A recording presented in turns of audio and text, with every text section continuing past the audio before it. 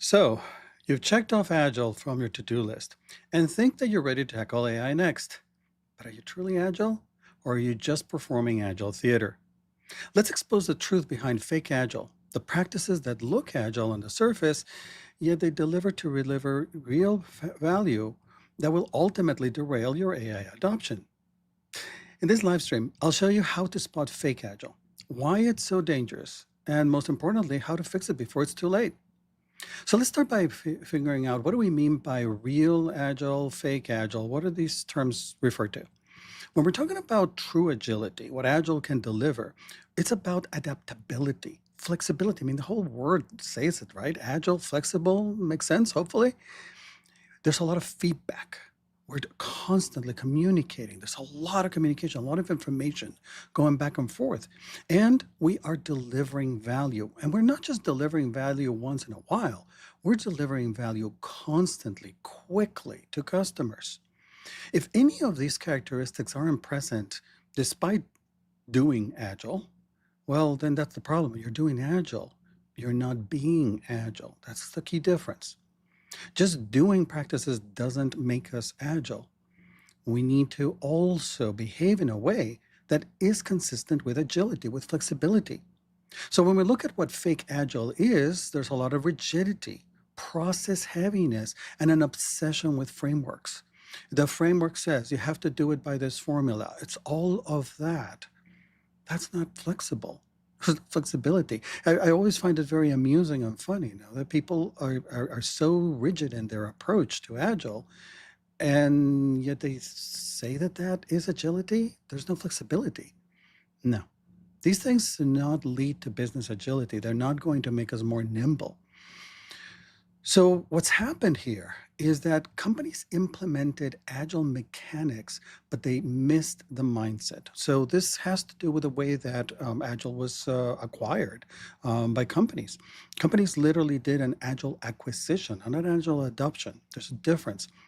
An actual acquisition, that's very easy. That's the easy thing. It's like you hire a training company or a consultant company to come in and teach people how to do practices. That's easy. You can put it on a to-do list and a statement of work. You can check it off as done. But that does not mean that we've changed the mindset of the people using those tools, using those practices. And that's where we fall into the agile theater as opposed to truly being agile. So some of the common symptoms that we see when we have this fake agile going on is a rigid adherence to ceremonies. The daily stand-up says we have to stand up every day and we have to go through this is what I did, this is what I'm going to do, and these are my impediments, blah, blah, blah. People are tuned out. They're zoned out during those meetings. And somebody's using them as status reporting meetings. All of the things that are not supposed to be part of those ceremonies. We're missing the whole point of doing those ceremonies. And sometimes altogether, we don't need to do them if teams have reached a level of maturity that no longer requires it. But the rigidity doesn't allow that. The rigidity is not open to that possibilities. You have to follow the equation the way that it is. There are times when, yes, it's appropriate to follow the equation the way that it is at the early stages. I've done a video on Shuhari. There's an initial stage where we're just learning. Well, yeah, there you have to learn the mechanics first. But once you know the mechanics, once you're familiar enough with them, now we really need to look at it a little bit deeper. This is about being intelligent. It's about applying this mechanical knowledge that we've acquired in a way that is useful, in a way that is purposeful. That's the progression that we need to make from a mind perspective. Our perspective needs to change and evolve. Another thing that we see very commonly is that there's fake autonomy in teams. When we label teams as self-organizing, yeah, but with very strict limits. We haven't really allowed teams to go off and explore things on their own. We haven't handed off the how of an implementation to them and trust them that indeed they are going to do it and follow through. We're still guiding. We're still imposing that third wheel on the bicycle to ride instead of just allowing them to figure out how not to fall. So this autonomy is not real. It's just in title, it's just in words, but it's not in the actions. The actions do not follow. And then there's another thing that we see is a very interesting phenomenon, which we call cargo culting. Just to avoid confusion, the image is AI generated.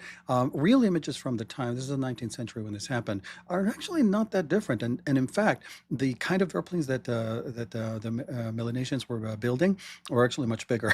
They even built airplane traffic control towers and the whole thing. What's this all about? What happened is that in the Melanesian Islands, in the southwestern Pacific Ocean in the 19th century, the colonization exposed the villagers, the native villagers, to things they've never seen before. Airplanes and militaries and air traffic controls and all of these things. And they also saw kind of literally food falling from the sky for primitive people whose priority was to survive, when this was removed because the colonizers went away, they were left with this big void. And how do we survive now? And all that they knew was that they observed these foreigners that came into their land with these magical things and rituals. So they adopted them as best they could with their primitive tools and abilities.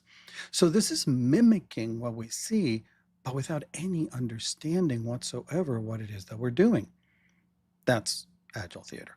It's just going through the motions of practices and using tools, but not really understanding the purpose behind them and how they work. And it's really important to understand not just the tools, but how they work, because then we can understand how we benefit from them. And then we can apply that knowledge and understanding to helping us address business agility needs.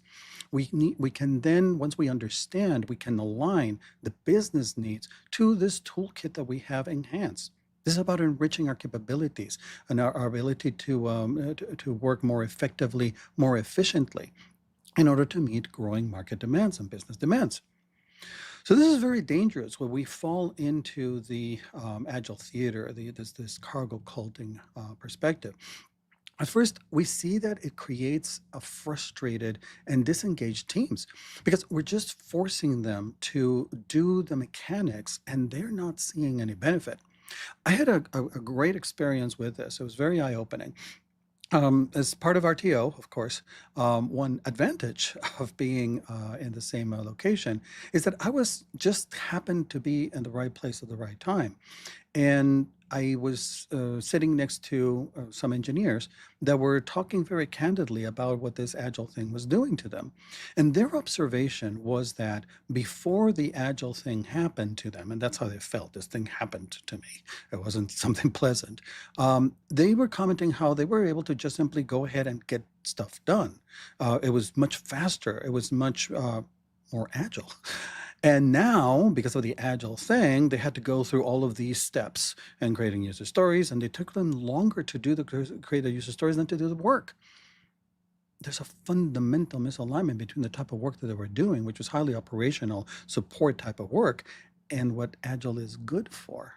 So they were absolutely right to point out that this stuff was just introducing a layer of micromanagement and bureaucracy that wasn't helping them at all.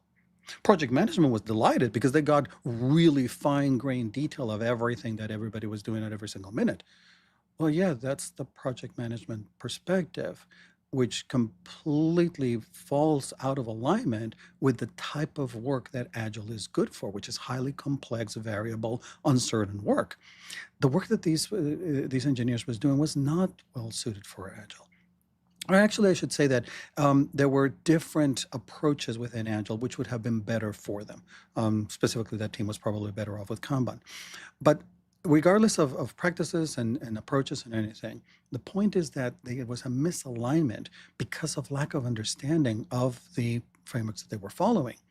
And this misalignment was leading to high frustration. They were really upset that this Agile thing happened to them, and they would be happy if the thing just went away.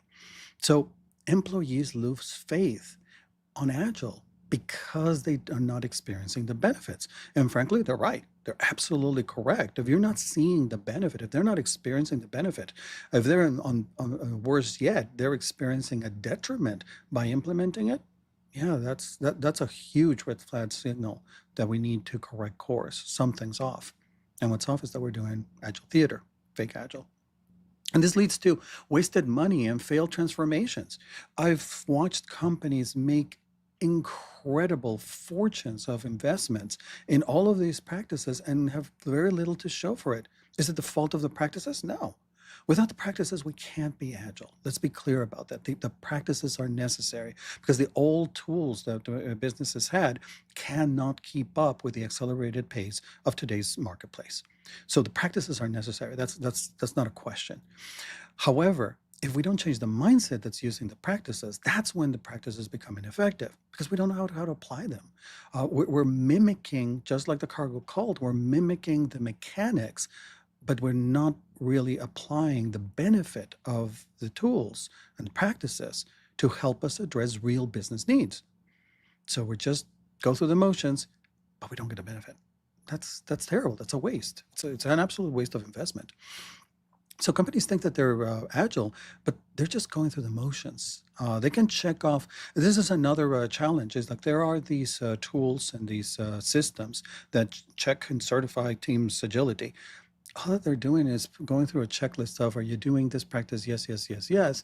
And you can pass that with flying colors and not be agile because, again, the mindset hasn't changed. And in fact, you're doing all of that as overhead that if you just removed it, you'd actually be a little bit more agile. So fake agile delays our ability to succeed with AI. And this is because of the nature of the AI work. AI is highly complex work. And we need for the organization, for a company to be as fast and as nimble as possible, which is exactly what Agile, when properly executed, does. Instead, because we're doing this Agile theater, organizations become slow and rigid. Well, they're pretending to be fast. I see this very often too. It's companies who have checked off the box and said, yes, our plan to deploy Agile is all done. Great, fantastic. How often are you releasing? Oh, we're still doing it quarterly. Excuse me. I mean, it's almost comical if it weren't tragic. No, that's not Agile at all. So AI requires rapid adaptation, experimentation, and learning. This stuff is coming at us fast. Every single day, something changes. We can't have the plans in order to execute. We need to be on our feet, able to respond, adapt, and incorporate the new technologies and capabilities that are emerging literally sometimes day to day. What was the hot item in AI last week is not this week's. This stuff is changing rapidly, and I don't see it slowing down. So AI driven, when we don't have that agility, the fake agile, it prevents all of that speed. It slows us down, and that's going to impact your AI implementation. AI driven work is inherently complex and unpredictable, and fake agile tries to impose rigid processes on unpredictable and undefined. That's a misalignment. That's not going to work. And a fundamental of fake agile, what it does is that continues to anchor us in the well-established waterfall way of doing things. We just changed the veneer. We made it look different, but it's not fundamentally different. So organizations that don't fix their agile culture will fail at AI implementation because they are not able to achieve the high levels of agility that is needed in order to support AI. So what are we doing about this, and how do we go about addressing this? The first step is recognize that you are indeed at this fake agile situation. Diagnose your team's agile maturity, but not through the checklist approach and the systems that are out there that will tell you, yes, the team is in compliance with all of the frameworks. No, a simple thing just like ask your teams, is this benefiting you? No, it's not. It's making us slower. It took us less time to do it before the agile thing. That's a red flag. That right now signals you to go, oh, really? Well, that's funny. Why is that happening? And now you can start looking into that. So the first thing is recognize. And I think that your teams are really good at being able to tell you as an indicator. And again, it's if you're going through all of the motions, but you're not really seeing, this is another area that you can ask, the delivery increasing, the customers being more happy. Talk to your business. The business side asking them is like, are you seeing an improvement in the delivery rates and our customer satisfaction? If they say, no, not really, well, that's another red flag. To really characterize and qualify whether you are indeed more flexible, more adaptable, and faster at delivery and meeting the customer's needs, more customer centric, or you're not. If you're not there, no, you're not agile. You're just going through the motions. Step two is shift from this process obsession to outcome focus. Who cares about the process stuff? And I say that somewhat tongue in cheek. Yes, the process stuff is important. Yes, the practices are important. Yes, the tools are important. Yes, all of that is true. And if we're not shifting the outcomes, it doesn't matter. Let's look at the outcomes. And if we find a better way than all the frameworks and the tools and the processes to achieve better outcomes, great, fantastic, do that. That's the agile mindset. It's flexible. If this stuff that the frameworks is saying is not working in your environment and you need something slightly different, do that. Try that. I repeat, there are stages to this. You can't go with that perspective day one, because in day one, your team has no familiarity with the agile stuff, has never tried it, has never experienced it, has never gotten an opportunity to succeed and fail and learn from that. That's an important part of the process. We need to allow teams to go through that. That's why there's this shoe state where we are learning and we're experimenting, and that increases our knowledge and understanding. But once we have that, that's the moment to start questioning and doing the fine tuning and the alignment of all of this agile stuff to our environment, not to turn it into what our environment has always been. That's what we're moving away from. That's what we're evolving from to make it better, but in a way that is compatible with our company DNA, that will work well while maintaining that agility. So it's stop measuring just agile compliance, framework compliance, and start measuring real business impact. Ultimately, that's what matters. Are we delivering business agility? If we're not, well, then we need to figure out how to shift it. And there are ways to shift it. There's always ways to shift it. The Agile portfolio of tools is vast. It's huge. Just because one way didn't work for you doesn't mean that another one won't. There's a lot in there. People associate and believe and are very conditioned today to think that Agile is just Scrum and Kanban, and that's it. No, that's not true at all. There's the toolkit is huge, huge. Those are only two. That's it. Then we want to look into the teams. We want to empower teams for real, not just on paper. Autonomy means that teams have real decision-making power, not just self-organizing within predefined constraints. So this really means allowing the teams and empowering the teams to own the how of the implementation. We need to define what it is that teams are going to do, and we need to provide to them a clear definition, a clear understanding of why it's important. So providing to the teams a perspective of why customers care is really important, because then that they use that as input to help them figure out the approach, so that it aligns with the customer needs and expectations. And we need to be, from a business perspective, very clear with them as to what it is that we need. Self-organization and self-management is not a free-for-all. Just go off and do whatever you please, whatever you want, whatever you feel like doing today. No, that's not it. There needs to be some structure. I sometimes talk about it as defining the shape of the playground. You can do whatever you want in the playground. Just stay within the playground. This is the shape of the playground. In translation, yeah, it means that no, teams can't decide today that they're going to create games instead of business products. No, it's you're here to deliver business products. And within that understanding and these type of business products, how you implement it, it's up to you. That's your headache. You figure that out. That's how we need to truly empower teams to own the how. And this is a key one. It's leaders need to let go of the control, because that control it's not flexible. So there can't be agility when all that we're doing is controlling. We need to trust the teams to actually deliver. And that doesn't mean that we don't verify. There's a trust and verify, and that's a very valid. Business has a right, leadership has a right to know where things out. This is part of transparency, and therefore have an opportunity to offer course direction where needed, support especially when needed, so that teams are set up to succeed. If it's a complete black box to the business and to leadership, yeah, that's a recipe for disaster. So there needs to be transparency, and that transparency comes from trust. We have to build these things. And once we have those, we need to trust the teams to deliver. And equally, once we trust the teams to deliver, we hold them accountable for delivery. Absolutely. It's the team's accountability to deliver. And that's why they own the how.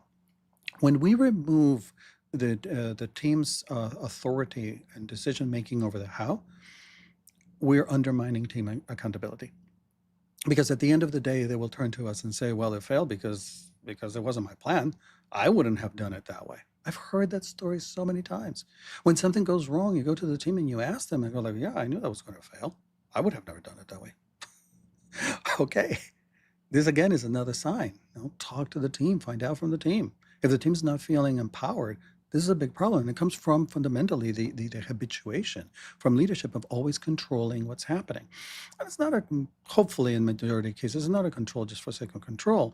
It's because the structure of waterfall has made it such that, yes, the leaders are held accountable ultimately, and they want to make sure that things happen the way that they would do them, because that's how the plan was constructed, in order to deliver and increase the likelihood of delivery from their perspective and expectations. The history behind it makes sense. We got here for reasonable cause. However, once agility is needed, because that way of working can no longer keep up with the pace of market, we need to change something. And this is one of the things that has to change. The control has to change. Agile isn't about macromanaging interactions. It's about enabling adaptability. And that adaptability means that we need engaged thinking individuals at the front lines who are looking at the situation and are adapting and are applying their knowledge, their skill, their ability to address the business need that's in front of them right away. They're the best prepared to do it. They're the ones who are ultimately have to do the work. They have the experience from doing it. So let's leverage that. Let's empower the teams to use what they're perfectly capable of doing, as long as we set it up correctly. So when you're engaging in this agile perspective, really need to think about whether you're just doing the agile thing or if you're being agile. Are you engaging in real agile or are you engaging in fake agile? Because if the next thing that's on your agenda is this AI implementation stuff, my caution to you is that without agile, you're going to, all of the limitations of waterfall are going to explode. You're going to see them in space. You're going to see exactly where waterfall isn't able to keep up. So we need to figure out how to incorporate this flexible, agile way of doing things to support the AI transformations and implementations. So I wonder if any of this stuff sounds familiar to you. Have you seen it? Have you seen fake agile in action in your workplace? Let us know. I'm really curious. And remember that if your agile isn't working, the problem isn't agile. It's the way in which it's being applied. So if you want to learn how to make and foster team self-organization so that you can reach those levels of agility, click one of these, and I'll be happy to tell you all about it.